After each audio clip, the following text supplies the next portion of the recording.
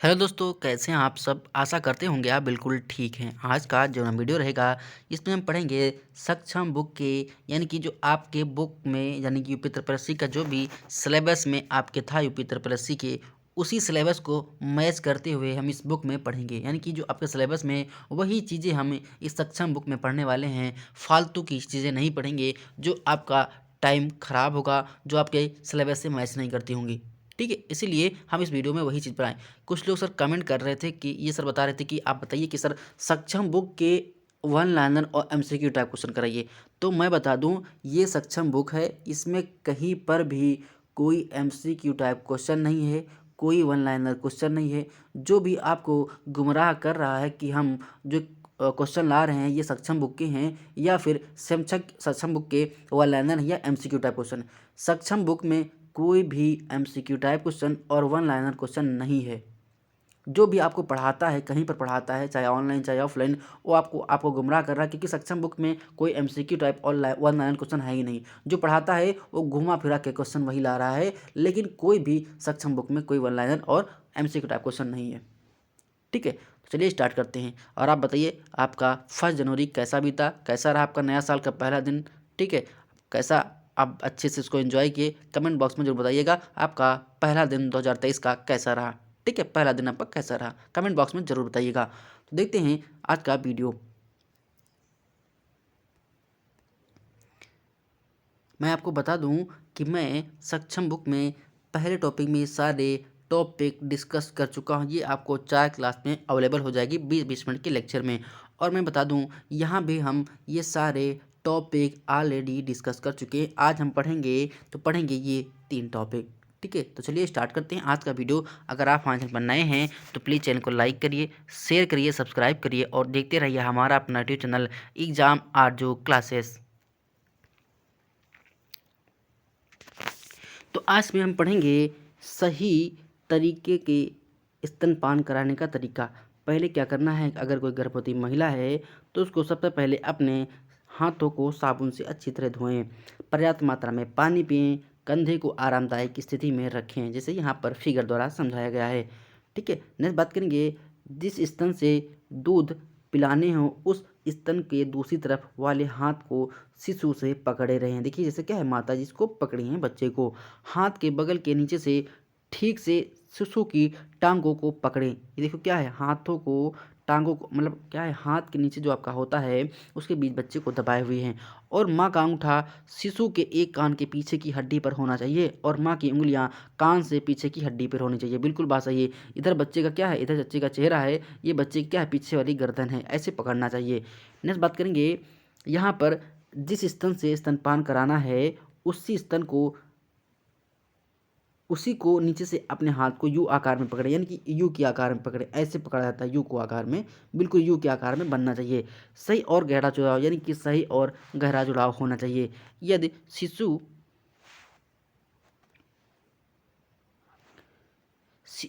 की सही ढंग से स्तनपान कर रहा है तो शिशु को गाल गोल और भारी हुए दिखाई देंगे। यानी कि बच्चा अगर सही से स्तनपान कर रहा है तो उसके मुंह में क्या होगा, दूध होगा, तो उसका गाल क्या होगा, उभरा हुआ होगा, गोल हुआ दिखाई देगा। ये देखने से, ऑब्जर्व करने से पता चलेगा।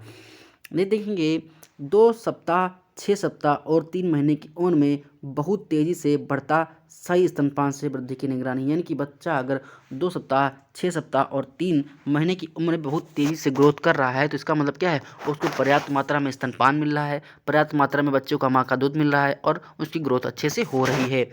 दिन में माँ को कई बार स्तनपान कराना चाहिए और हर बार स्तनपान लंबे समय का होना चाहिए, यानी कि जल्दबाजी में नहीं पिलाना चाहिए। नेक्स्ट बात करेंगे, शिशु में भूख के संकेत भाई साहब कैसे पता चल देगा।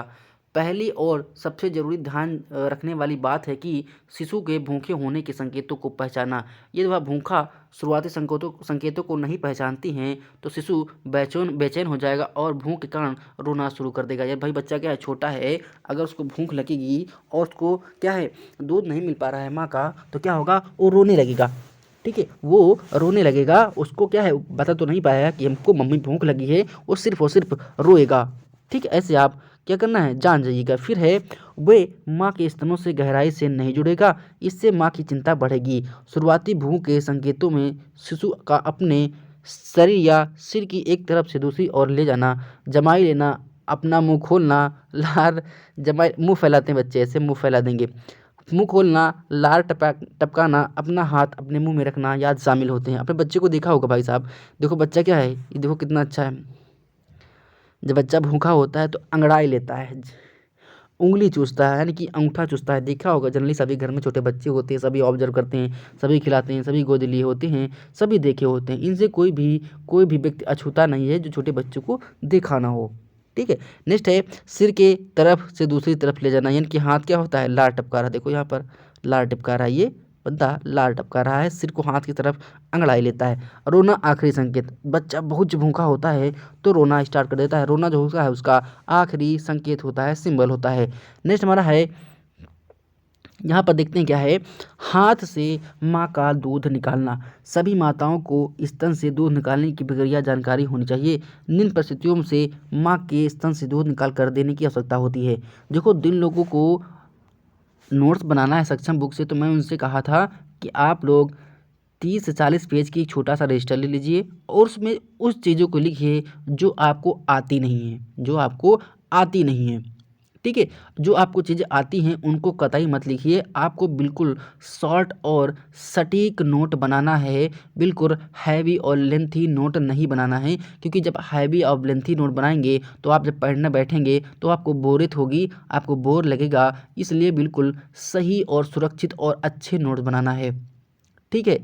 अच्छे नोट्स बनाना है, ये आपकी पहली प्राथमिकता होनी चाहिए।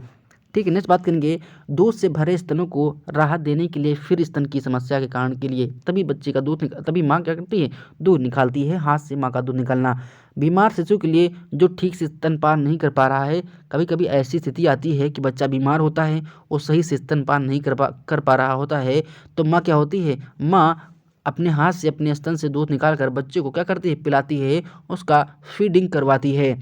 कम वजन वाला या कमजोर नवजात शिशु जो स्वयं स्तनपान करने में असमर्थ है, यानी कि जो छोटा बच्चा होता है स्वयं अपने हाथ स्तनपान करने में असमर्थ होता है, तो उस स्थिति में भी माँ क्या करती है, अपने हाथ से उसको फीड करवाती है, दूध का फीड करवाती है।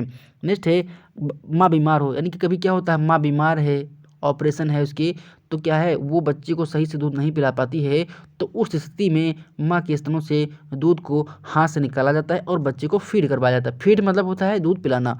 नेक्स्ट है कामकाजी माताओं के लिए, यानी को कामकाजी माता होती है इनके सब के लिए। नेक्स्ट है, नीचे किए गए चित्रों के माध्यम से आंगनबाड़ी कार्यकर्ती माँ को अच्छे तरीके से हाथ से दूध निकालने के तरीकों को समझा सकती है। देखो आज मेरे आवाज़ का इशू हो सकता है, क्योंकि क्या है, मौसम बदल रहा है, बदल के ठंडी बहुत ज़्यादा बढ़ गई है, इसलिए मेरे गले में कुछ प्रॉब्लम है, तो इसलिए आवाज़ पर ध्यान न देते हुए आपको सिर्फ क्या है, आपको सिर्फ वीडियो देखना है और बातों को सुनना है।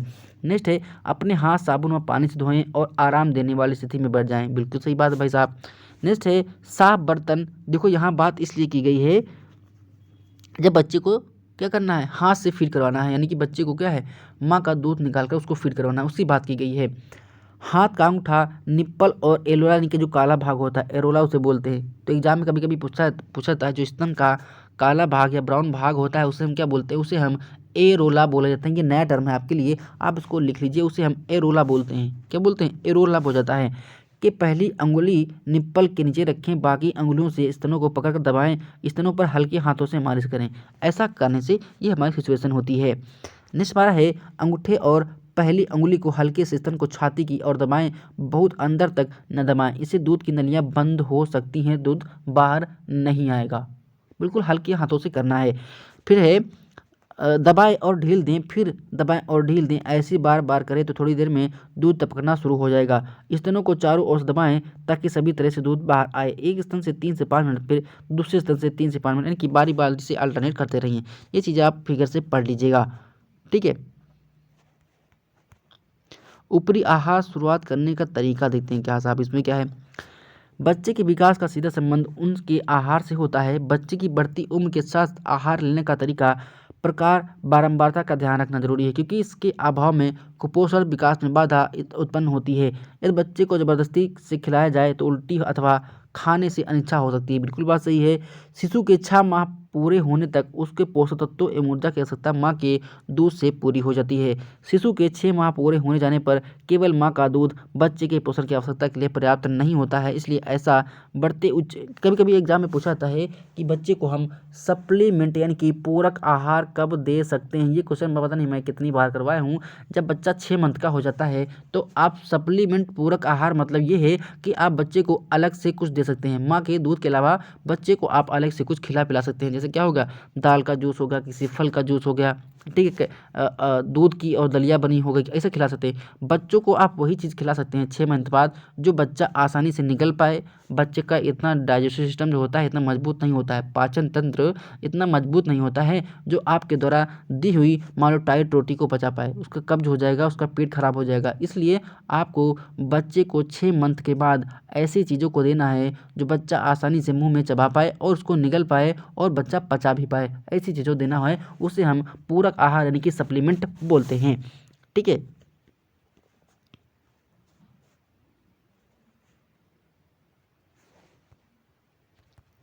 जो मैंने बताया वही चीज़ में लिखी देखो। 6 माह के पश्चात दूध के साथ दिया जाने वाला आहार अथवा तरल पदार्थ ऊपरी आहार कहलाता है। अभी मैंने बात किया बाजार में आसानी से उपलब्ध खाद्य पदार्थ से कुरकुरे, बिस्किट, चिप्स ऊपरी आहार की परिभाषा में नहीं आते। ठीक है, ये नहीं आते, ये बच्चे के डाइजेस्टिव सिस्टम को ख़राब कर देंगे, इसलिए नहीं आते साहब। छोटे बच्चों को कुरकुरे मत दीजिए, बिस्किट मत दीजिए, चिप्स मत दीजिए, वो नुकसान नुकसान करते हैं। ठीक, ये नहीं आते हैं। देखो, ऊपरी आहार की शुरुआत करते समय ध्यान देने वाली विस्तृत जानकारी नीचे दी गई है। क्या है, शिशु के 6 माह तक सिर्फ और सिर्फ स्तनपान ही कराना चाहिए, लेकिन 6 माह के बाद ऊपरी आहार शुरू करने के अलावा स्तनपान 2 वर्ष तक जारी रखना चाहिए। यानी कि स्तनपान क्या है, बच्चे को 2 साल तक करवाना चाहिए। 1 वर्ष तक के बच्चे के आहार में ऊपर से नमक व चीनी नहीं मिलाना चाहिए। यानी कि कोई भी आहार है ऊपर से आप नमक चीनी मत मिलाइए, क्योंकि उसको दिक्कत कर सकती है। नेक्स्ट है, शिशु को एक बार में एक तरह का खाद्य समूह देना शुरू करना चाहिए। इससे बच्चे का स्वाद बनने में मदद मिलती है। कभी कभी किसी खास तरह के भोजन पदार्थ से बच्चे को एलर्जी होती है। जब एक बार में एक खाद्य पदार्थ देते हैं तो इस तरह के खाद्य पदार्थों की पहचान कर लेनी चाहिए कि और आगे बच्चे को भोजन में शामिल नहीं करना चाहिए। यानी कि अगर बच्चे को किसी पदार्थ से एलर्जी है तो उसे नहीं देना चाहिए। बच्चे को ऐसे खाद्य पदार्थ नहीं देने चाहिए जो कड़े हों अथवा उनके गले में फंस सकते हैं। मैंने देखो, जो मैं बताता हूँ बस वही चीज़ होती है, पूरी थ्योरी में आपको वही चीज़ मिलेगी, इसके अलावा कुछ नहीं मिलेगा। क्योंकि जो मैं पढ़ाया हूँ, मुझे कुछ जो थोड़ा बहुत एक्सपीरियंस है, ठीक, उस हिसाब से मैं बता रहा हूँ। क्वेश्चन आपको एग्जाम में ऐसे मिलता है कि बच्चे को किस मंथ के बाद आप पूरक आहार दे सकते हैं, तो वहाँ पर राइट आंसर होगा 6 मंथ। बच्चे को हम क्या दे सकते हैं, तो तरल पदार्थ दे सकते हैं। जैसे क्या हो गया, सूप हो गया, किसी फल का जूस हो गया, या फिर दलिया हो गई, जो बच्चा क्या है आसानी से पचा सकते हैं। अब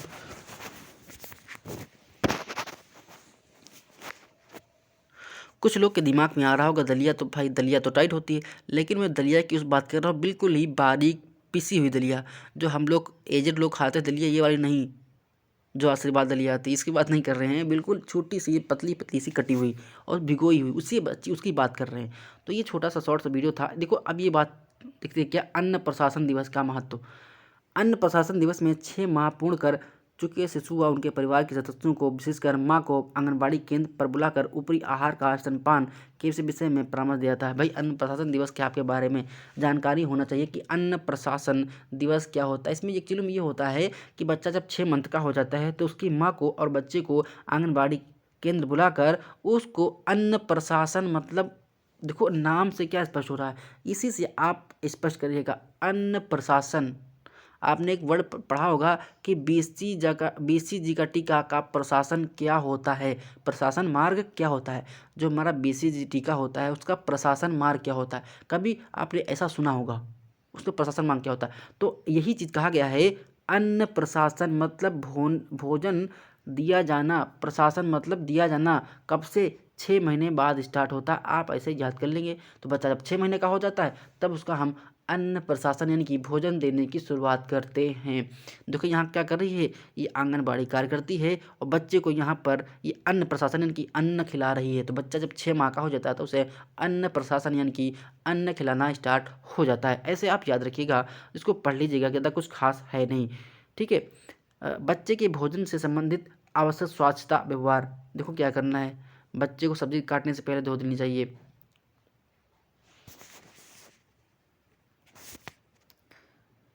माँ को खाना पकाने और बच्चे को खाना खिलाने से पहले अपने हाथों को साबुन और पानी से अच्छे से धो लें। हाइजीन की बात की गई है।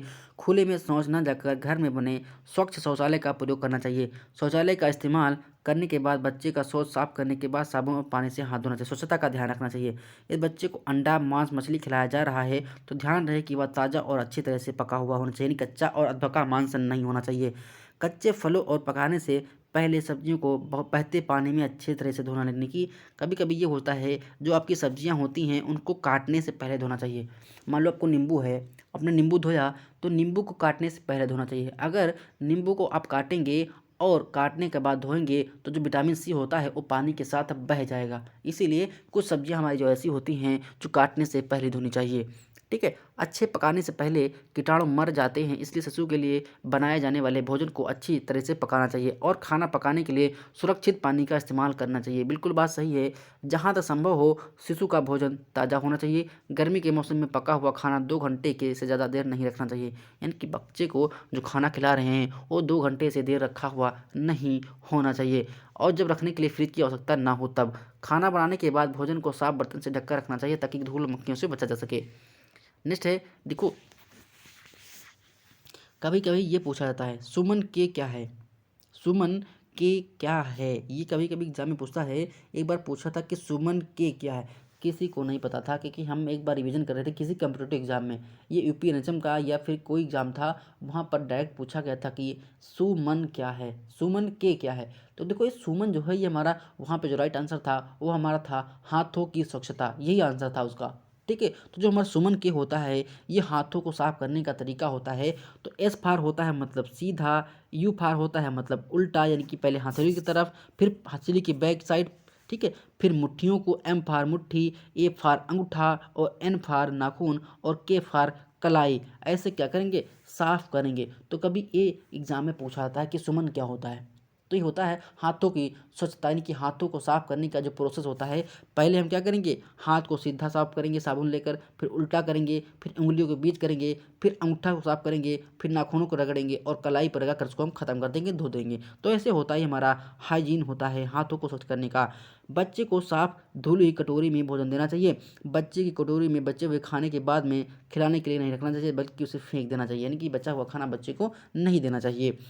बच्चे को देने वाला, अच्छा जिन लोगों को पीडीएफ चाहिए तो मैं बता दूं, वीडियो के डिस्क्रिप्शन बॉक्स में टेलीग्राम चैनल का लिंक है, आप उस पर क्लिक करके हमारे टेलीग्राम चैनल जुड़ जाएंगे और वहां पर आपको पीडीएफ मिल जाएगी। पीडीएफ को आप डाउनलोड करके प्रिंट आउट करके भी पढ़ सकते हैं। मैं आपसे कह रहा हूँ कि आप सक्षम बुक को कहीं से भी खरीदिएगा नहीं।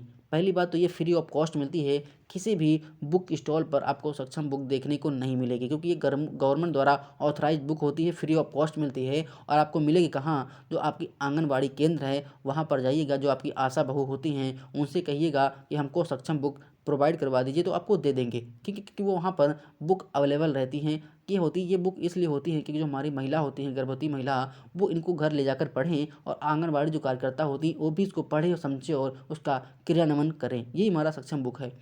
ठीक है।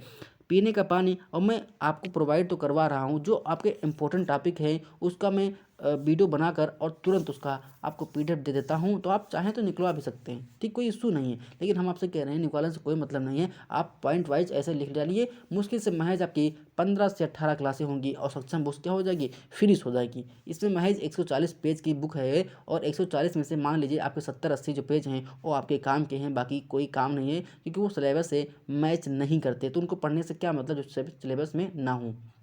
ठीक है, बार बार वही चीज़ पढ़ने से कोई मतलब नहीं। तो ये चीज़ है, आपको पढ़ लीजिएगा, मैं पीडीएफ डाल दूंगा, इसको आप पढ़ लीजिएगा, समझाने से कोई मतलब नहीं, आप लोग समझ लेंगे। नेक्स्ट जो हम चैप्टर बात करेंगे ये थोड़ा आपके लिए इंपॉर्टेंट हो सकता है, शिशु पोषण, शिशु एवं बाल विकास कुछ आवश्यक बातें, ये हमारा थर्ड चैप्टर रहेगा, जो आपको नेक्स्ट वीडियो में देखने को मिलेगा। अगर आपको वीडियो अच्छी लगी है तो प्लीज़ वीडियो को लाइक करिए, शेयर करिए, सब्सक्राइब करिए और देखते रहिए हमारा अपना यूट्यूब चैनल एग्जाम आज जो क्लासेस। मिलते हैं नेक्स्ट वीडियो में। धन्यवाद, शुक्रिया, आपका दिन शुभ हो, मंगलमय हो।